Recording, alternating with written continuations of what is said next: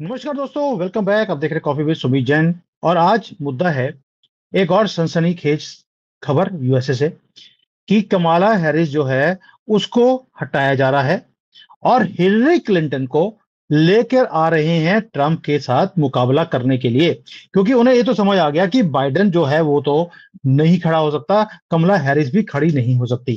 कोई मुकाबला दे सकता है तो हिलरी क्लिंटन दे सकती है। जो वहां पे डिबेट्स होंगी उसके अंदर भी, और हिलरी क्लिंटन की फॉलोअरशिप भी बहुत ज्यादा लंबी है।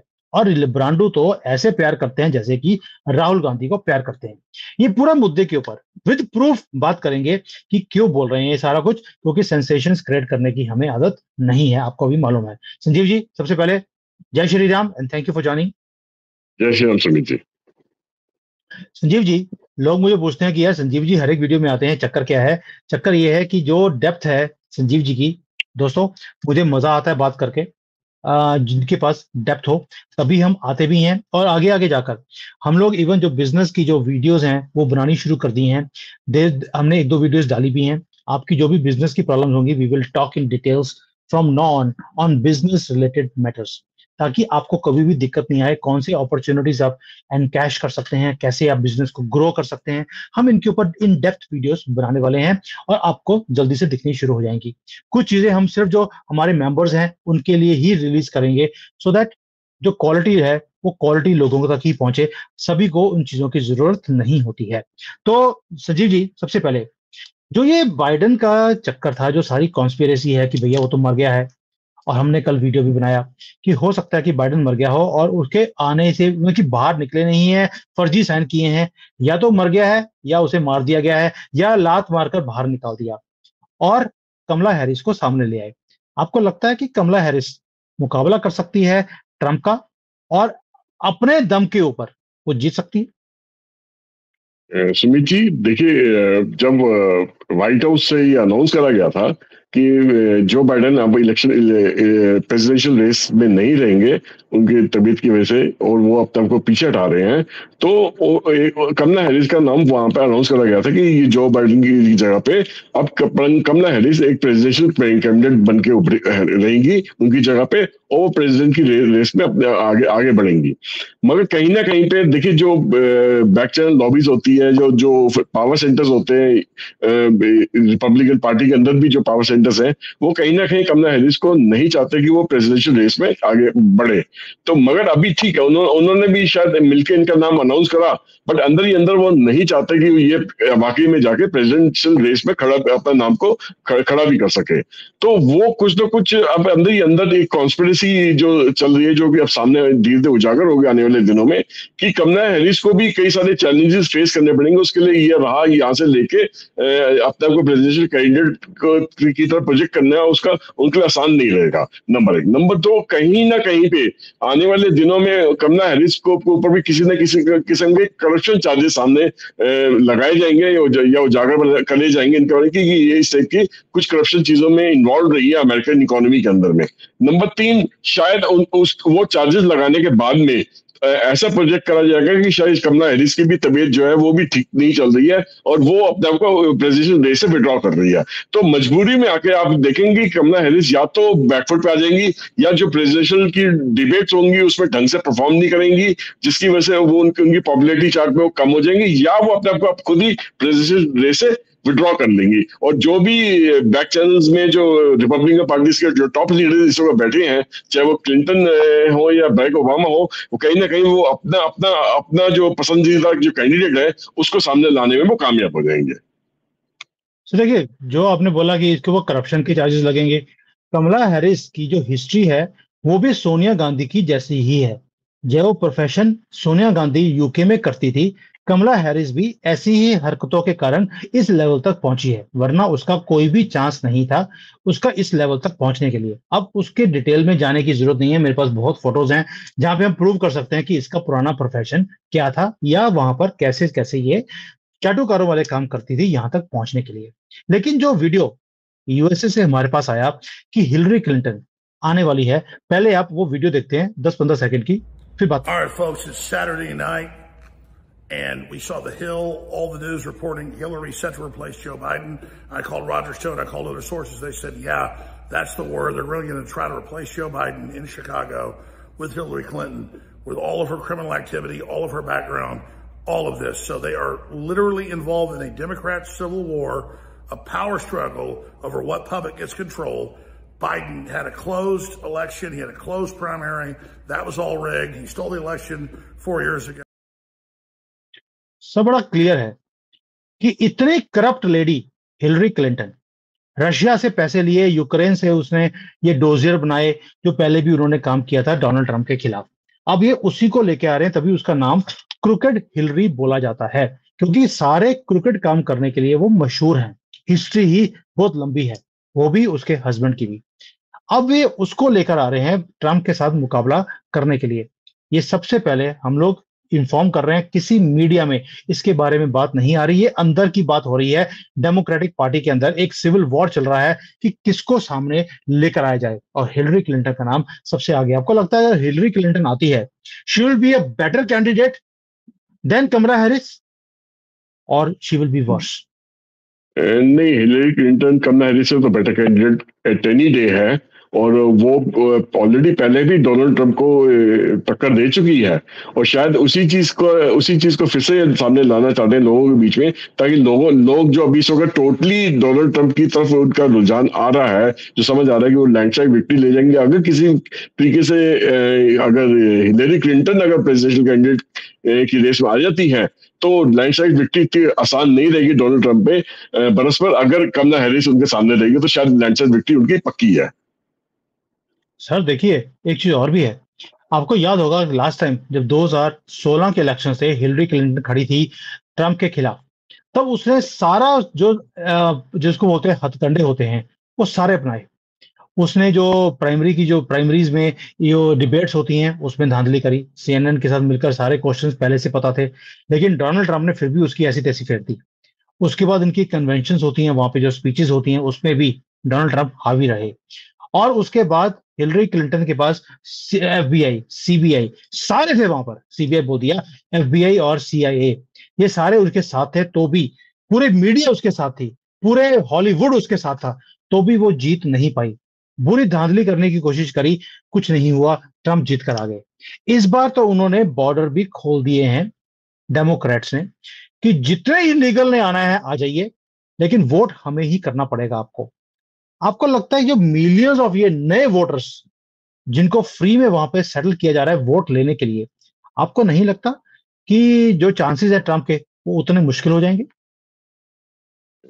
सुमित जी देखिए, ट्रंप का जीतना तो तय है, बट ये है कि अब वो कितने सीटों से जीत के आते हैं या कितनी सपोर्ट के साथ जीतने आते हैं, उनके उसमें थोड़ा बहुत कम ज्यादा हो सकता है, मगर उनका जीतना तय है, चाहे कितने भी स्ट्रॉन्ग कैंडिडेट उनके सामने आज की डेट में क्यों ना आ जाए।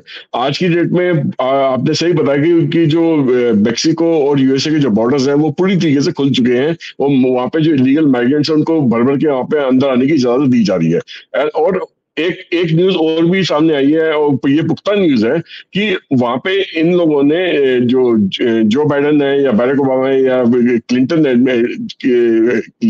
क्लिंटन है, उन्होंने अपने लोगों के जरिए, अपने कमाल के जरिए, अपने डी स्टेट के जरिए जितने भी इलीगल इमिग्रेंट जो मेक्सिको के अंदर या पूरे साउथ अमेरिका के अंदर फैले हुए हैं, तो उनके अंदर एक डर का माहौल फैला दिया कि आप इस वक्त तो अमेरिका में आ जाओ तो आ जाओ, बाद में अगर किसी भी वजह से अगर डोनाल्ड ट्रंप चुन के आ गया तो उसने पूरी तरह बॉर्डर सील कर देने हैं, ये आपके पास आखिरी मौका है इस कंट्री में आने का, मगर हम एक शर्त पे आपको आने देंगे कि आपको आने के बाद जब हम आपको सिटीजनशिप, यहाँ पे टेम्परेरी सिटीजनशिप आपको प्रोवाइड करेंगे, उसके साथ में हम आपको वोटिंग राइट भी दे देंगे, आपको वोट्स तो हमें ही देनी पड़ेंगी।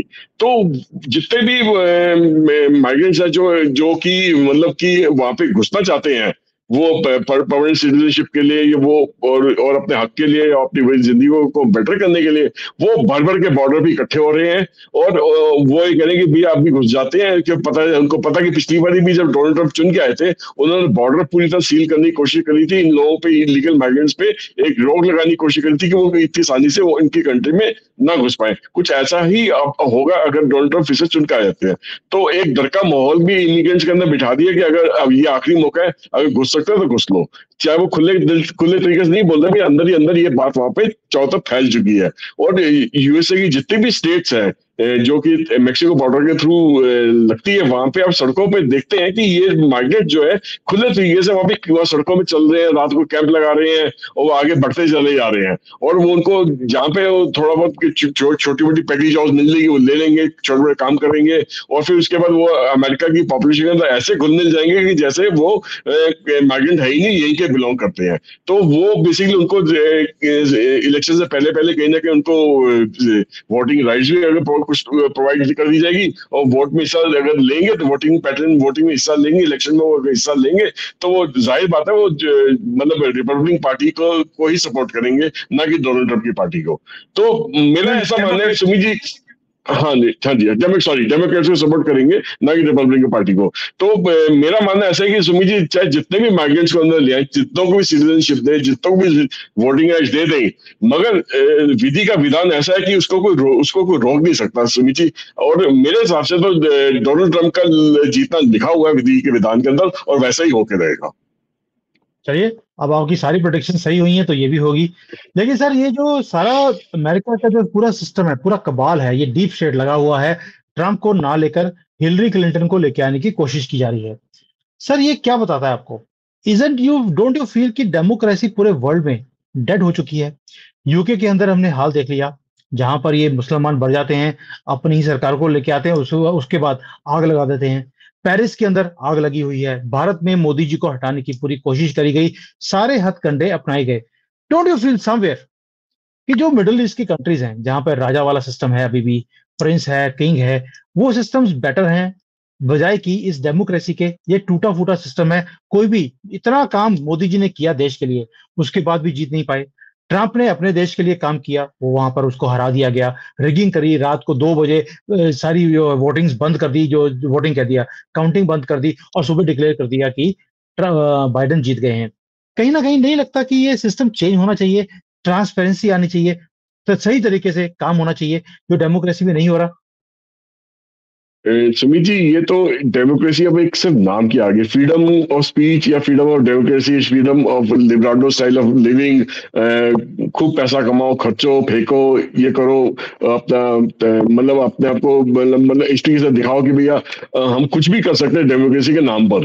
तो वो उन्होंने डेमोक्रेसी को इस हद तक उसको मिसयूज करा है, और कि आज की डेट में वो उस डेमोक्रेसी की उन्होंने टांग तोड़ के रख दी है बेसिकली, और लोग परेशान हो गए हैं कि लोग कर्जों के नीचे दबे पड़े हैं। यूएसए में देखिए टोटल प्लास्टिक मनी चलता है। एक इंसान जब से पैदा होता है, जब से मरता है, वो सिर्फ प्लास्टिक मनी की सिर पे जिंदा है।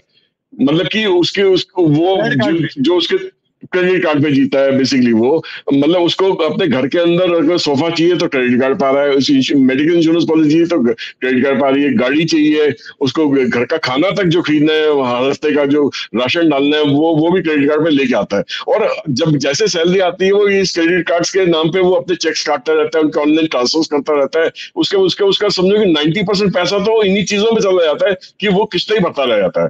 और एक जो अमेरिकन है, अपनी पूरी लाइफ साइकिल में जितनी दिन की उसकी जिंदगी, जितने सालों की जिंदगी है, ये पाया गया है कि लगभग 2.5 से 3 साल की जो अपनी इनकम है, वो सिर्फ इंटरेस्ट में देने में लगा देता है। वो अगर वो 50 साल तक, 60 साल तक, 70 साल तक क्रेडिट कार्ड पे जिंदा रहा है, तो उसमें से कम से 2.5 से 3 साल की जो इनकम है, उसने सिर्फ इंटरेस्ट देने में लगा दिया है। तो वो जो पैसा बांटने वाले क्रेडिट कार्ड के जो पैसे बांटने वाले बैंक्स हैं या कंपनीज हैं, उनको तो नुकसान कभी भी नहीं होता। और वो तो क्योंकि इतना इंटरेस्ट वो ऑलरेडी कमा चुके होते हैं, वो उस पैसे का इंटरेस्ट इनसे लेके और वो वापस फिर मार्केट में डाल देते हैं और लोगों से कमाना शुरू कर देते हैं। तो साथ में उन्होंने एक सिस्टम बना रखा है कि आपका मतलब क्रेडिबिलिटी कैसी है आपका, मतलब कि अगर किसी भी बैंक से आप लोन लेने जाते हो तो बोलते हैं कि आपकी क्रेडिट पॉइंट्स कितने हैं, आपको मिला, वो हम ऑनलाइन जाके चेक करेंगे। तो ये क्रेडिबिलिटी इश्यू भी कौन करता है? ये क्रेडिबिलिटी भी ये जो क्रेडिट कार्ड वाली कंपनी है यही तो इश्यू करती है कि जो टाइमली पैसा दे देता है, जो उनको इंटरेस्ट टाइमली दे देता है, उसका क्रेडिट लेवल बढ़ा देते हैं, और जो नहीं दे पाता उसका गिरा देते हैं। तो इसका मतलब हुआ कि आपको अपनी क्रेडिबिलिटी बनानी है तो एक तो लोन लेना आपके लिए कंपलसरी हो जाता है, क्रेडिट कार्ड को यूज करना कंपलसरी रहता है और टाइमली वापस पेमेंट देना जरूरी रहता है, तभी आपकी क्रेडिबिलिटी मिलती है, और ताकि और आपको और पैसा आपकी जेब में डाल दिया जाए, ताकि और आप उस विशेष सर्कल के अंदर फंसे ना सारी जिंदगी, उससे कभी बाहर ना निकल पाओ।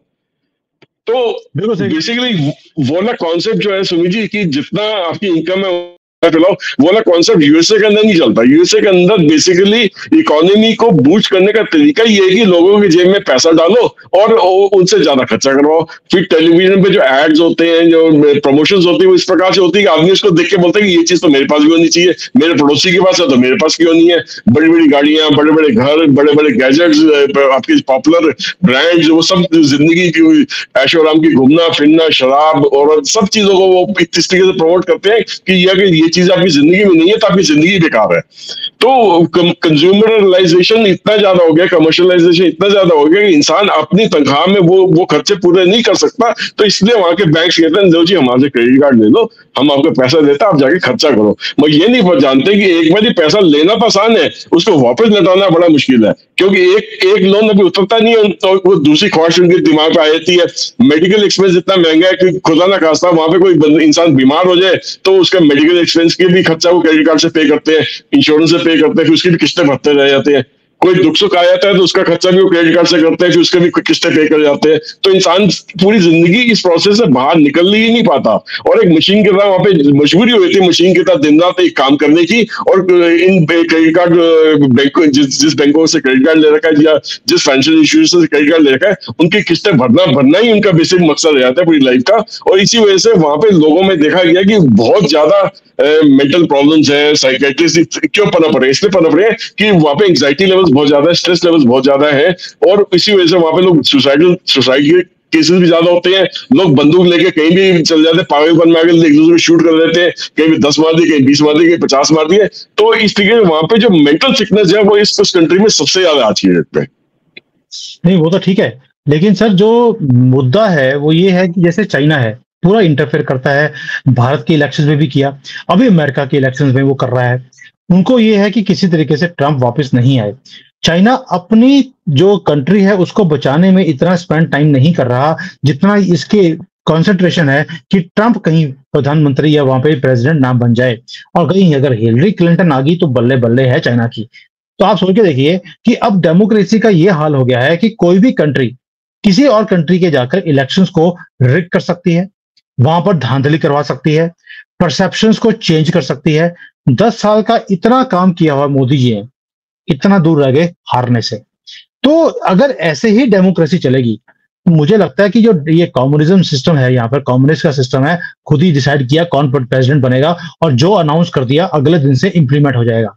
भारत के अंदर मोदी जी कुछ भी अनाउंस कर दें, कभी सुप्रीम कोर्ट रोक देता है, कभी ममता बोलती है मैं अब यहाँ पे इंप्लीमेंट नहीं करने दूंगी। केरला ने अपनी इंडिपेंडेंस डिक्लेयर कर दी कंट्री के अंदर कि भाई हमारा तो फॉरेन सेक्टर भी हमारा अपना होगा।